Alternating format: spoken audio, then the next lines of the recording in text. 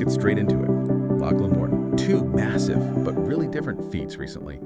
Winning Unbound gravel and then that record-breaking solo lap of Australia. Yeah. What can we actually pull from these? Things you can use. Exactly. And we've got, direct insights here, Lachlan's own reflections. So our goal isn't just to tell the story again. Well, It's to really dissect the principles underneath. Performance, sure, but also mental grit and maybe surprisingly how going back to basics can work even now. okay, let's start with the lap of Australia. 14,200 kilometers, solo.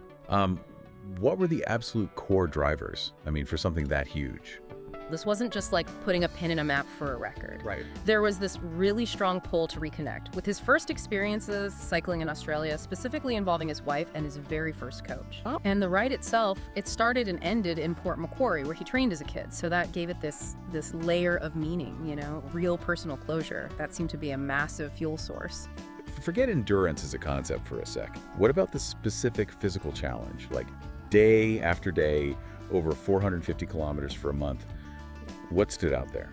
The surprising thing he highlighted, actually, was how relentless the flat terrain was. Really flat. Counterintuitive, maybe, but unlike, say, hilly races where you get these natural little micro breaks going up and down, this Australian landscape meant just constant, unbroken pedaling, hour after hour.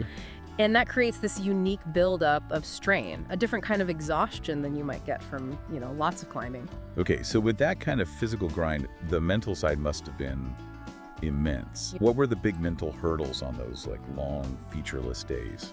Lachlan's pretty open about the mental battle, especially those first few hours each morning, often in the dark.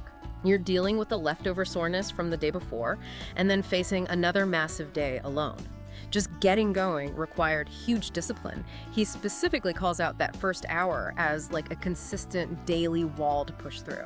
There was a point he considered stopping, wasn't Yeah. there? It really shows how close to the edge these things are. What happened? He talks about some really close calls with road trains, those huge trucks out on the Nullarbor Plain. So it wasn't just being tired physically or mentally. These were like genuine threats to his life. And that prompted some serious thoughts about just pulling the plug. So what kept him going through that?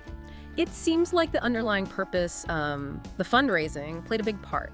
Raising money for the Indigenous Literacy Foundation. That gave him something beyond just himself. Right, let's touch on that. Over $150,000 raised. That's significant. What's the foundation about? Their focus is on getting literacy resources, including books in First Nations languages, to kids in remote Indigenous communities across Australia. So a very clear, tangible cause. And linking his massive physical effort to that kind of positive outcome, that seems to have provided this really powerful extra layer of motivation when things got incredibly tough. Okay, let's pivot completely. Unbound gravel. The unofficial gravel world champs. Big deal.